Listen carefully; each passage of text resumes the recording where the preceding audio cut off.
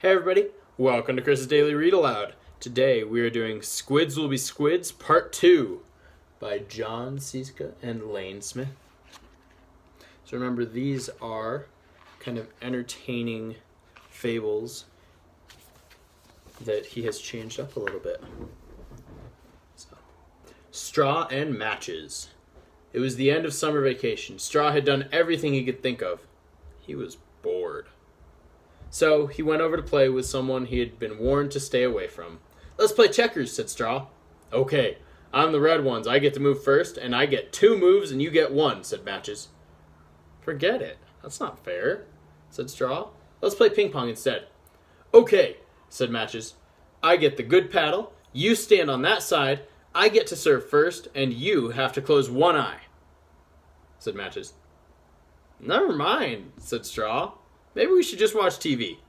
"Okay, you sit over there on the floor. I'll sit on the couch. I get the remote, and we have to watch my favorite video," said Matches. I think I hear my mom calling," said Straw. "I better go." Moral: don't play with matches.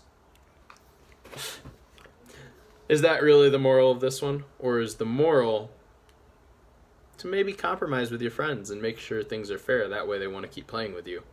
Because Straw didn't want to play with Matches anymore because Matches didn't make anything fair or fun. He didn't listen to Straw at all.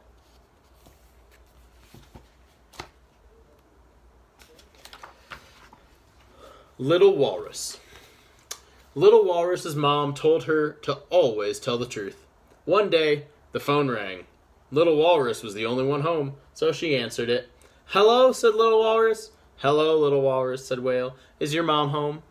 "No," said Little Walrus. "She's out having the hair taken off her lip." Moral: you should always tell the truth. But if your mom is out having the hair taken off her lip, you might want to forget a few of the details. So, I think the moral here is when someone tells you something about themselves, maybe it's not meant to be public. And so maybe you need to keep private things private. Okay, you could just say no. Little Walrus could have just said no. She's not home.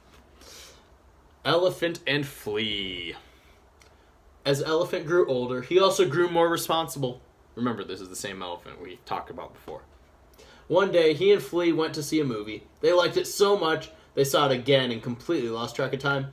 "Oh no," said Elephant when he checked his watch. "I was supposed to meet Rhinoceros 10 minutes ago. She's going to be furious. Do you have a quarter so I can call?" Flea checked his pockets. "Nope, I spent all my money on popcorn." So Elephant didn't call. When Elephant finally showed up at Rhinoceros' house, he was 20 minutes late and she was furious.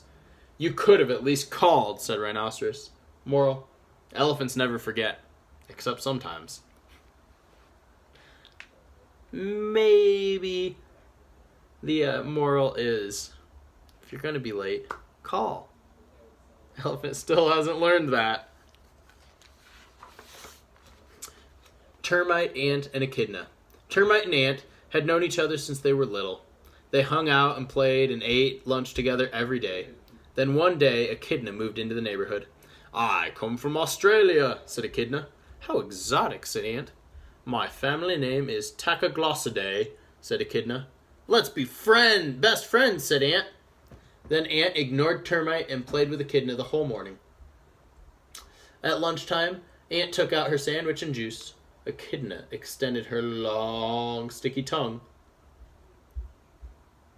and slurped up a wriggling string of ants. "Oh," said Ant. Moral: if you're an ant and you're going to dump your best friend for a new one, you should know that Echidna is another name for spiny anteater. Uh-oh. Maybe it's don't dump your best friend. Maybe it's you all play together. Maybe that's the real moral, is you should all play together. Horseshoe Crab and Blowfish. Horseshoe Crab and Blowfish were always fighting. They would use any excuse to start a fight or keep one going. One day, Horseshoe Crab accidentally bumped Blowfish. "Watch where you're going, fossil face," said Blowfish. "Who you calling fossil face, puff brain?" said Horseshoe Crab. "You're a real helmet head," said Blowfish. "You're a real balloon butt," said Horseshoe Crab. "Doofus, ding dong, bozo, dodo." Horseshoe Crab and Blowfish called each other every name they could think of. Finally, 1 year later, neither one could think of another bad name. Spanking head, said Horseshoe Crab. Spanking head, said Blowfish. What's a spanking head? I don't know, said Horseshoe Crab, but so's your old lady. I know you are, but what am I, said Blowfish. Moral, it takes one to know one. I think I agree with this moral.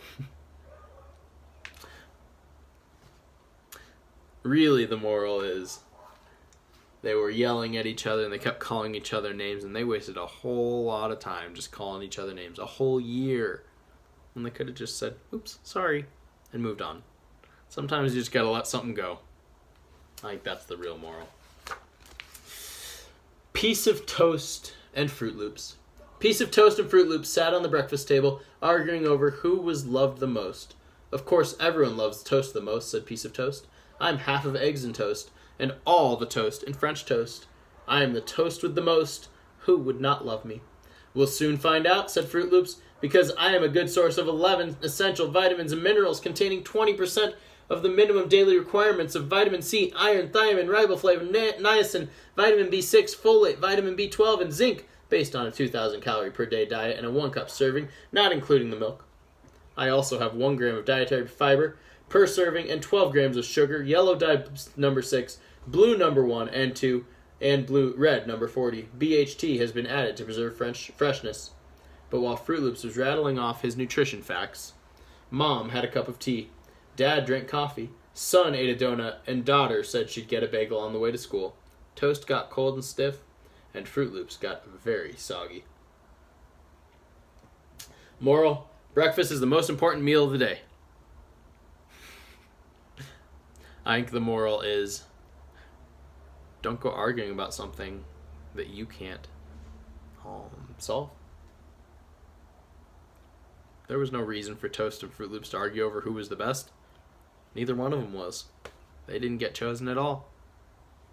Which, to be fair, for Froot Loops and Toast, that's probably a good thing, because it means they didn't get eaten. But just because you have a lot of cool stuff doesn't make you the best. Just like Froot Loops found out. Last one for today. Slugs Big Moment. Slug was interested in only one thing, herself.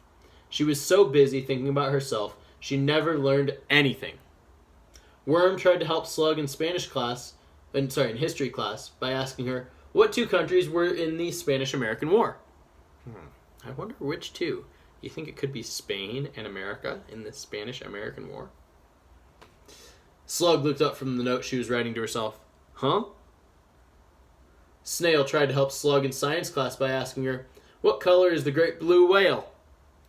What color do you think a great blue whale is? I think it might be blue. Slug looked up from her name that she was doodling in a notebook. Huh? Then one day, Larva saw a chance to help Slug change her ways. Slug, what is that big thing behind you that looks like a steamroller? Said Larva. Slug didn't even look up from the friendship bracelet she was making for herself. The last thing she said was, huh? Moral, slugs are not unlike squids. So, thinking back to our Squids will be Squids, and what Squid was like, not a very fun person. Slug doesn't seem like a very fun person. I think the moral of this story is, pay attention to more than yourself. Slug didn't pay attention to anyone or anything, and ended up with a steamroller.